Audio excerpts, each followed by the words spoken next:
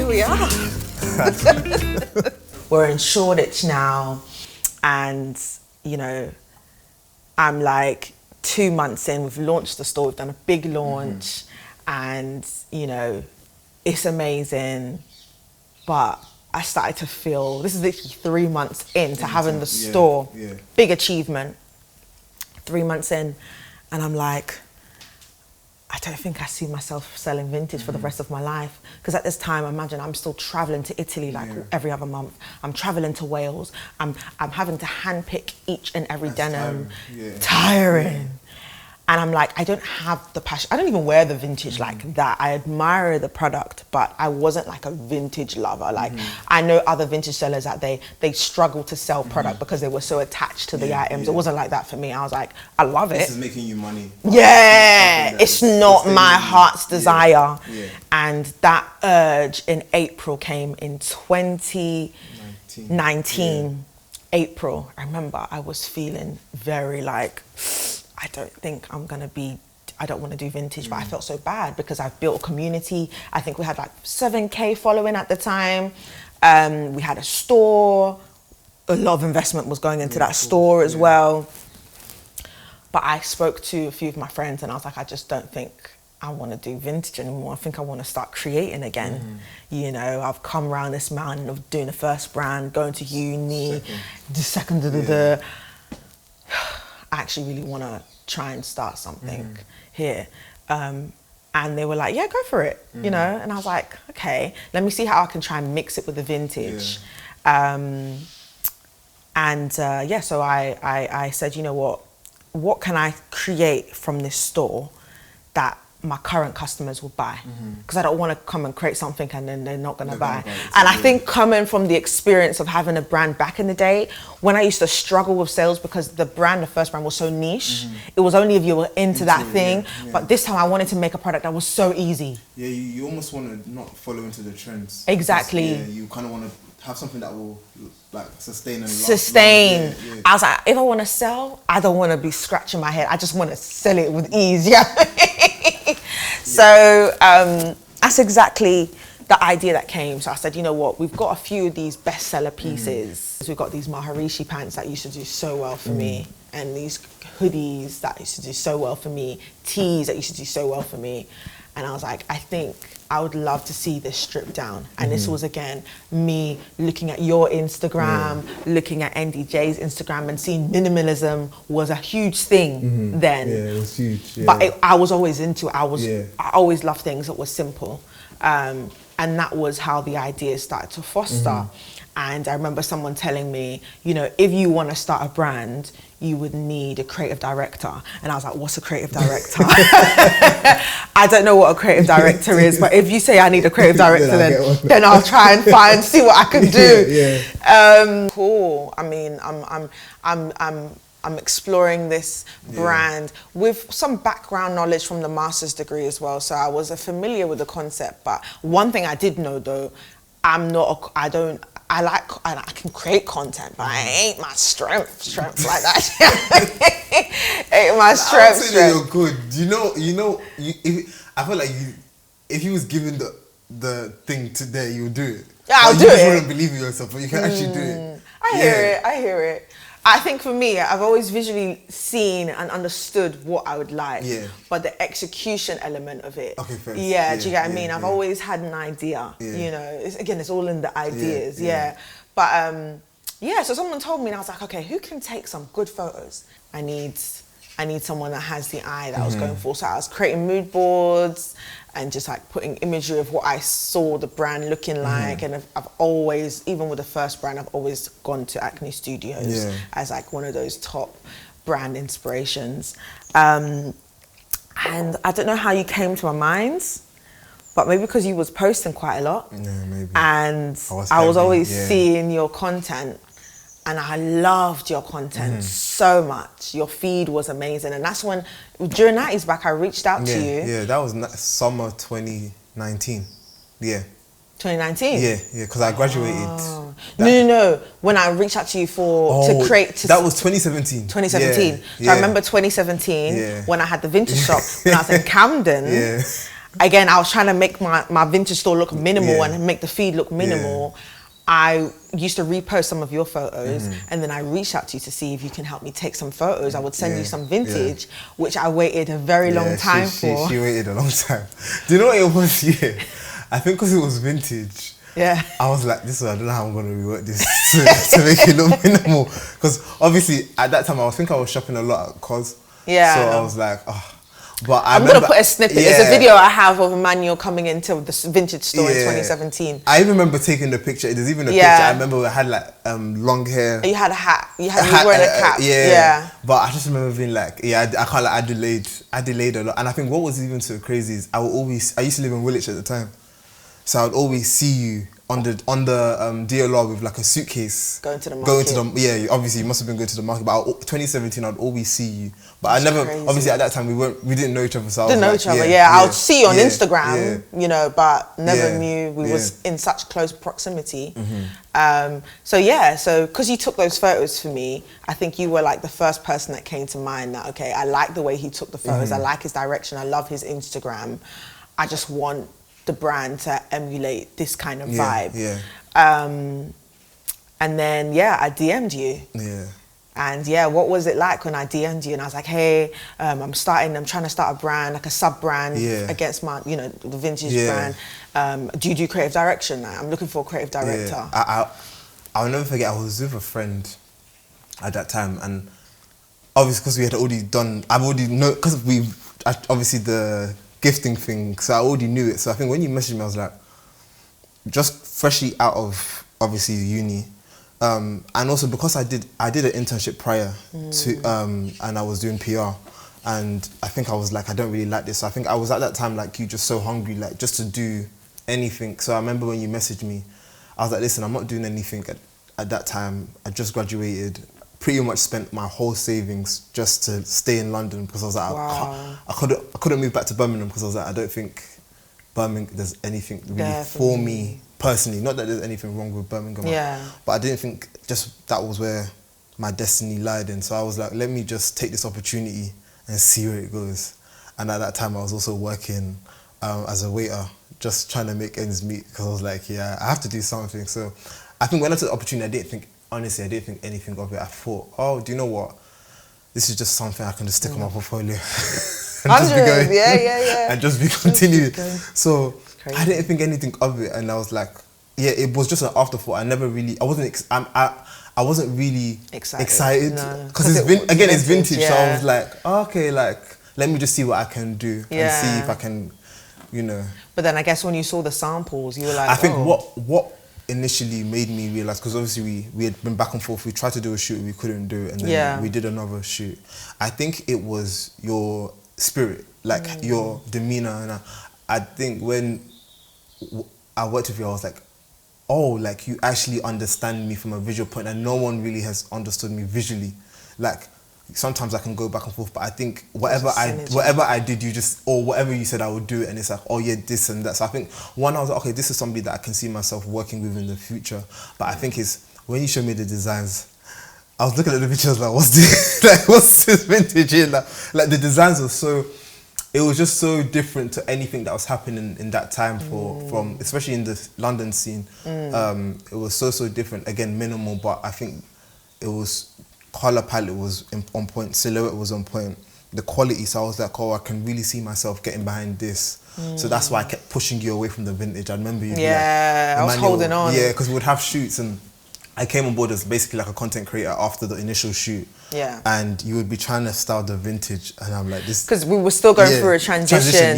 So of course I had these customers. We did the first shoot, and we launched the first shoot as the 90s back line. Like, guys, we've made the perfect hoodie, we've made the perfect combats, took a trip to Korea, we got those products made, and then when we released it, people loved it. They really, really loved it.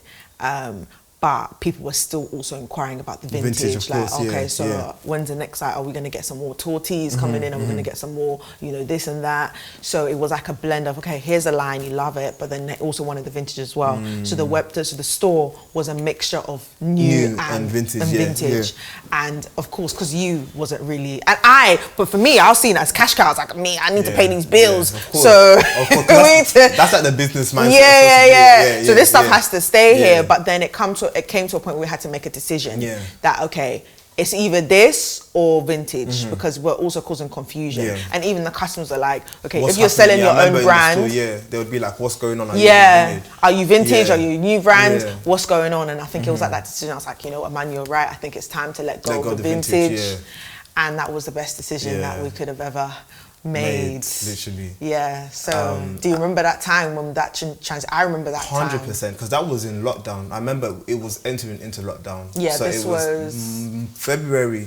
We were talking a lot about it in January. Yeah, so we did the first launch in September 2019. That was the 90s back line. Or September. I thought that was, was it?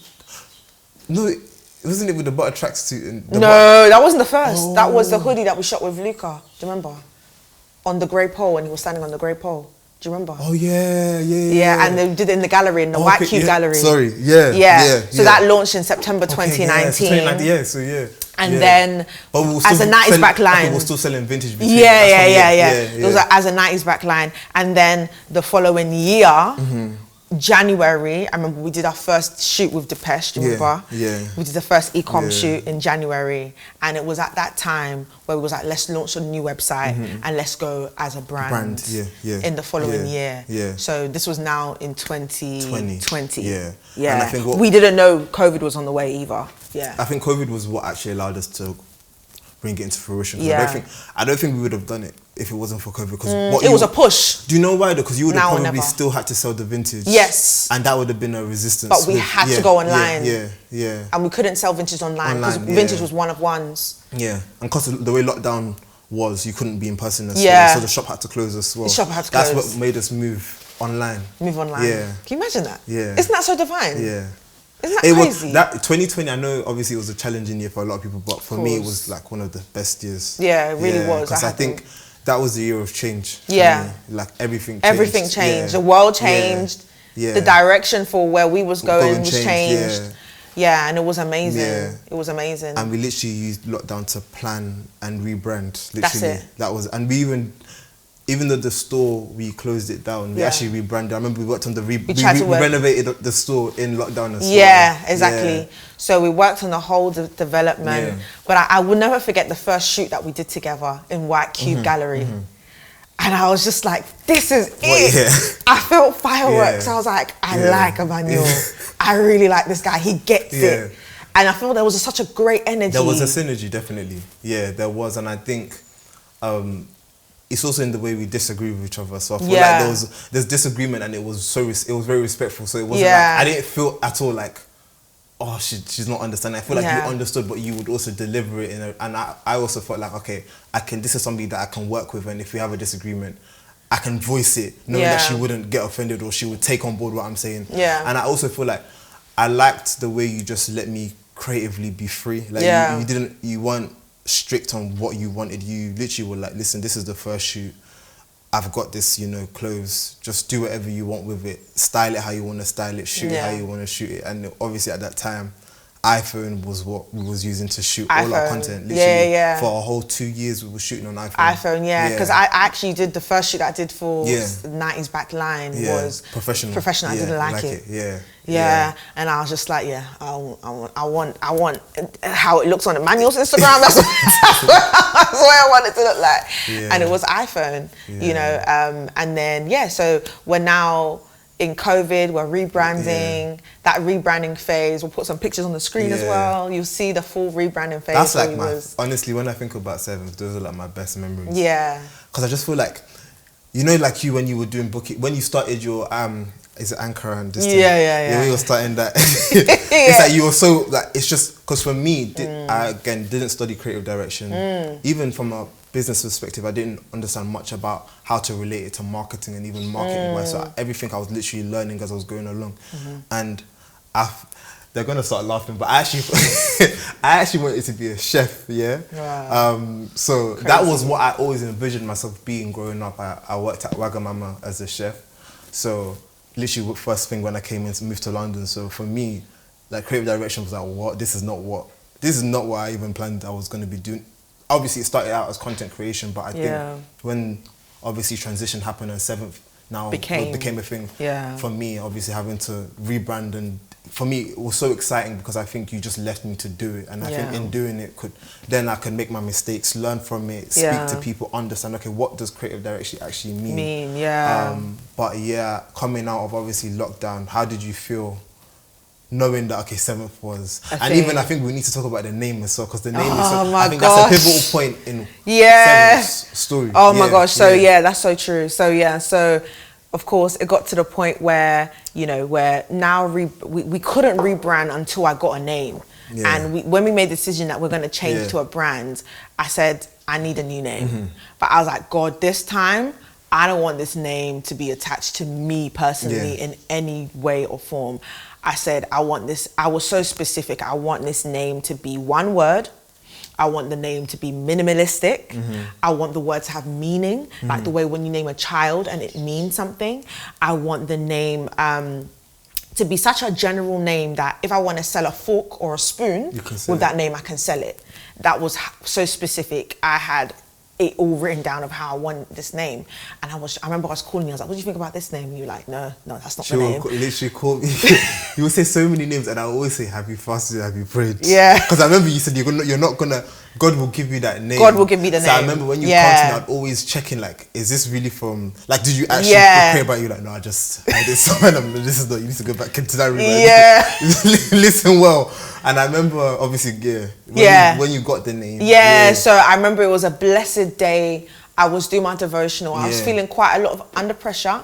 We was under a transition, and you know the decision had to be made. It was like going back into that experience of having a brand. So of course, I've come from a lot of negative experiences of what I've experienced in having a brand before. So of course, going back into that space was feeling a bit nerve-wracking. And I remember I was reading a book in Hebrews, and it was literally in Hebrews 4, it talks about rest. That's that book. It's, if you're feeling under pressure, I recommend Hebrews, because it's just, if you want to chill out and if you just want some encouraging words, that's what I read. So I read Hebrews 4, and it was talking about rest, you know, casting your cares on the Lord, you know, just, you know, putting all of your rests and all of your cares and all of your anxieties on God.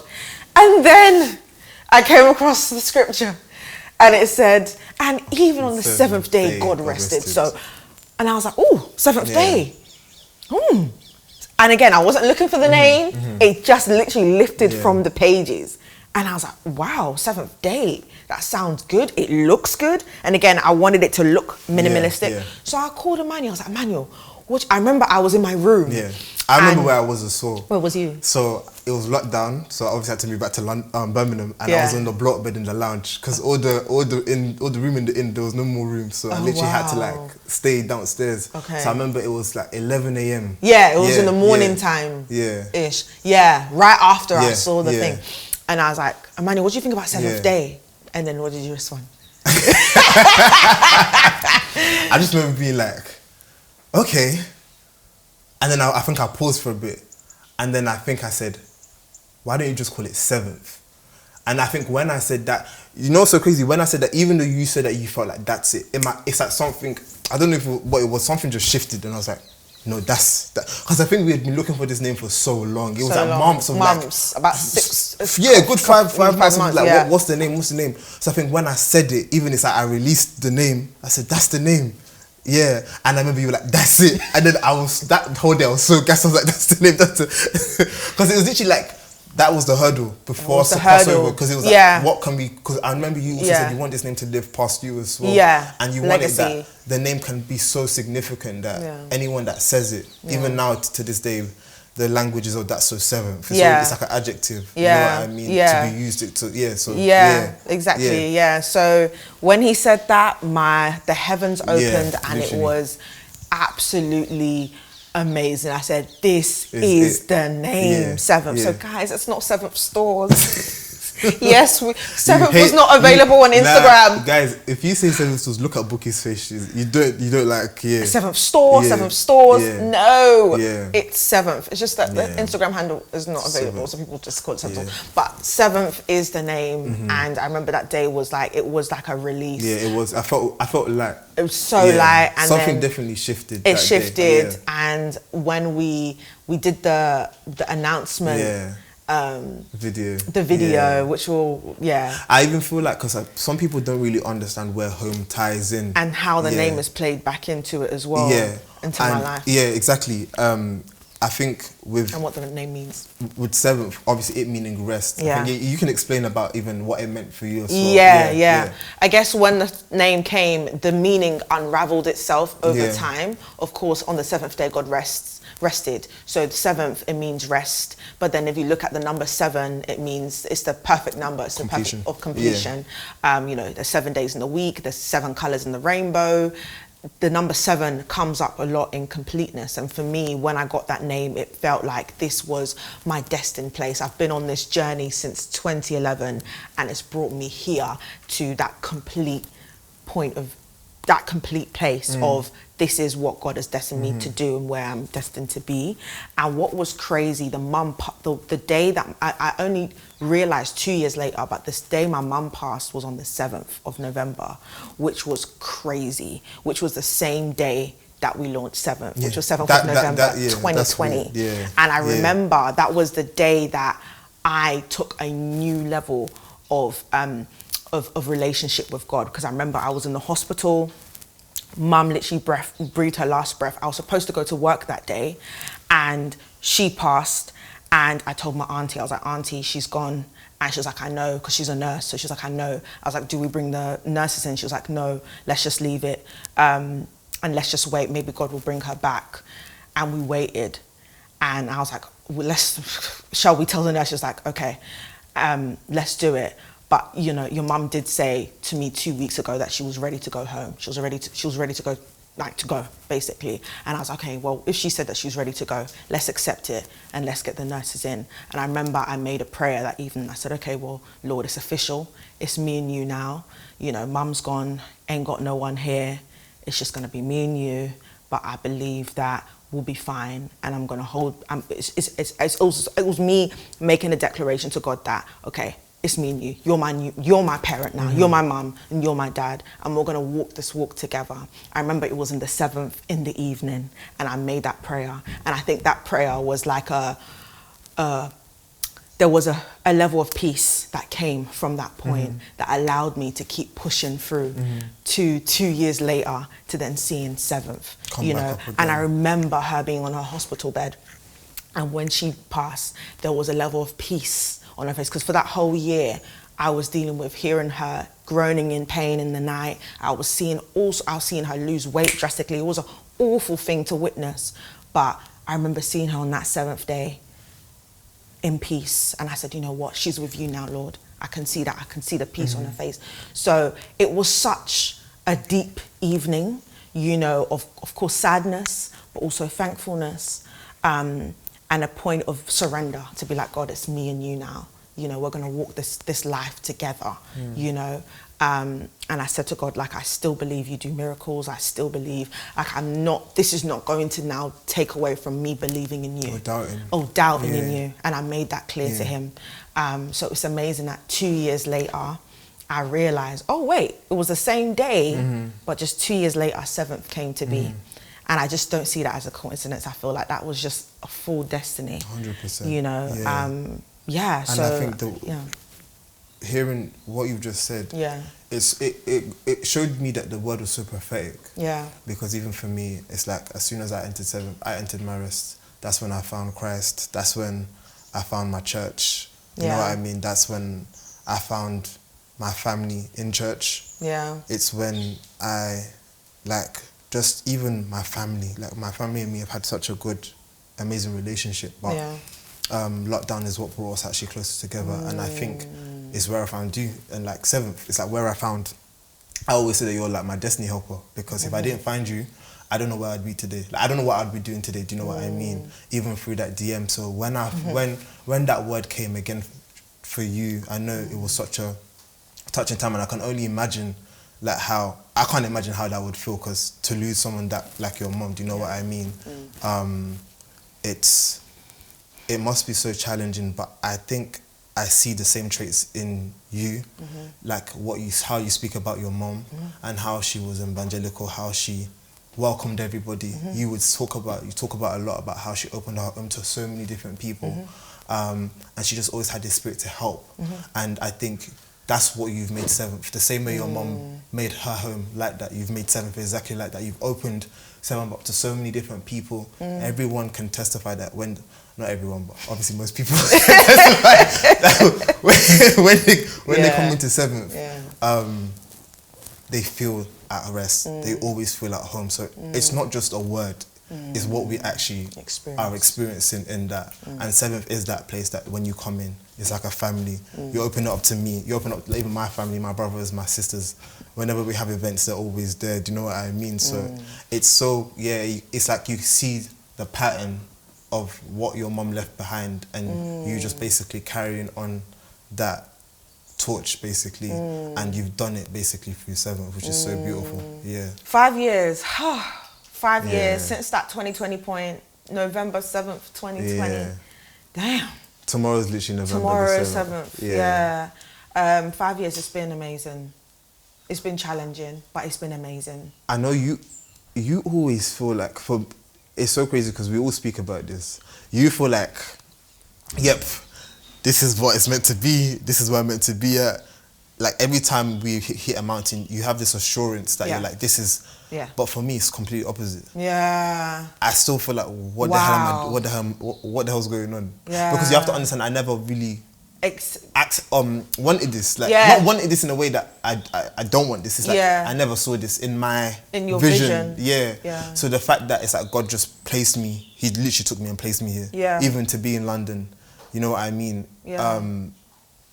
For me, I'm still kind of like, and I don't think the feeling will ever hit me personally.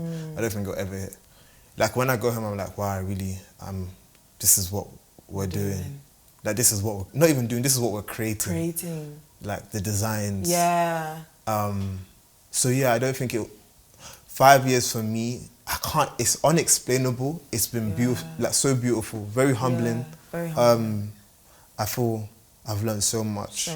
But I just feel like I think one word. You're a whole new human being, mate. Me. Yeah.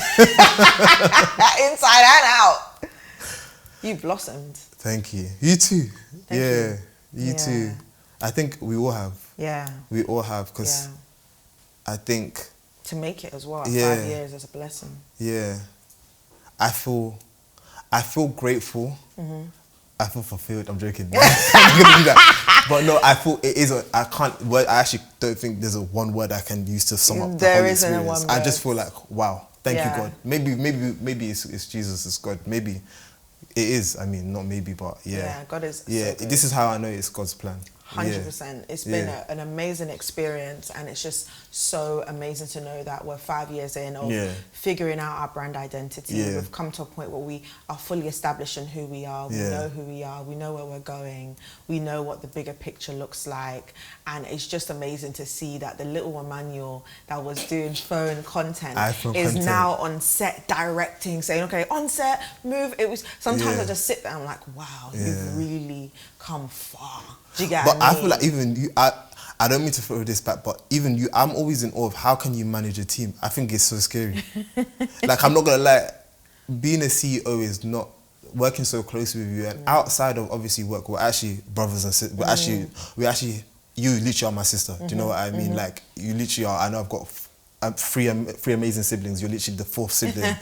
But working closely, I'm like, and that's why I feel like you have a grace. It's not normal, because to come into work, you don't have your mom. Obviously, you're here in London alone. It's like, I don't know how you do it. So I'm like, it's definitely inspiring as well to see you, because it shows me that God, anything's possible at the same time as well, and to keep going, not to give up as well, not to like let your situation hold you. 100%. 100%. Yeah, for sure. I think I think it's been a push. Yeah.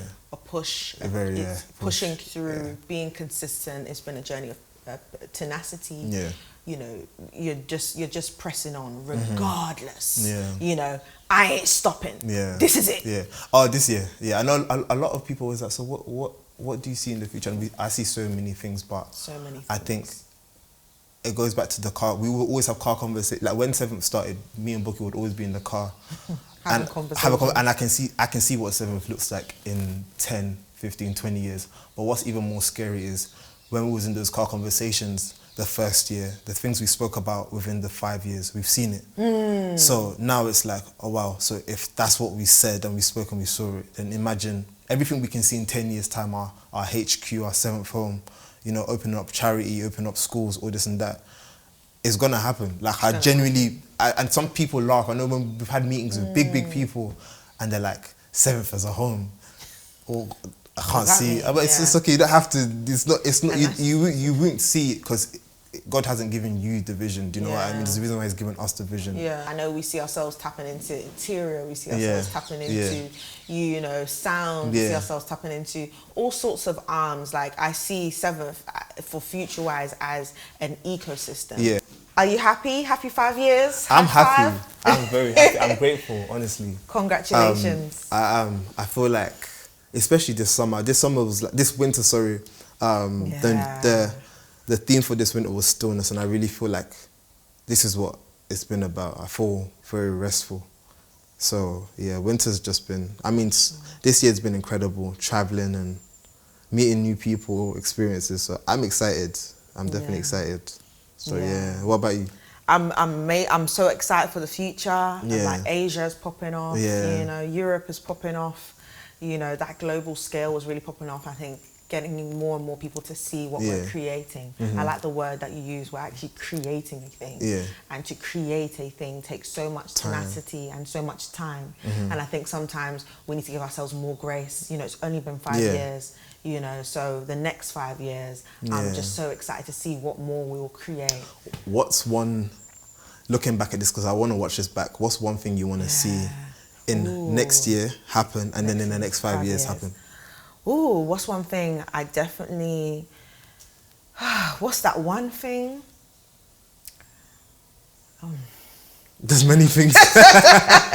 What's one thing for next year? Next year, I think we're doing our Asian launch where we're really getting into that market. I think by next year, I really would love for us to have serious presence in Asia.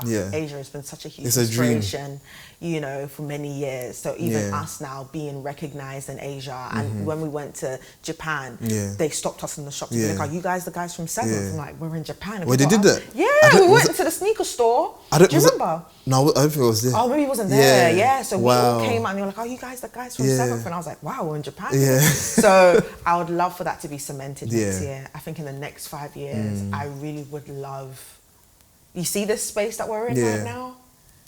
Like, imagine having a 7th cup. Yeah, that's my goal. To start interior. Interior. Yeah, that's like stepping the goal. Into spaces that is all 7th. Yeah. That for me. 5 years. Yes, I'm giving us 5 years. Mine's next year. Yeah. I love that. Mine's next year. Next year interior. 5 years. Where do I see? What would I want in 5 years? I don't think I can answer that right now. Yeah.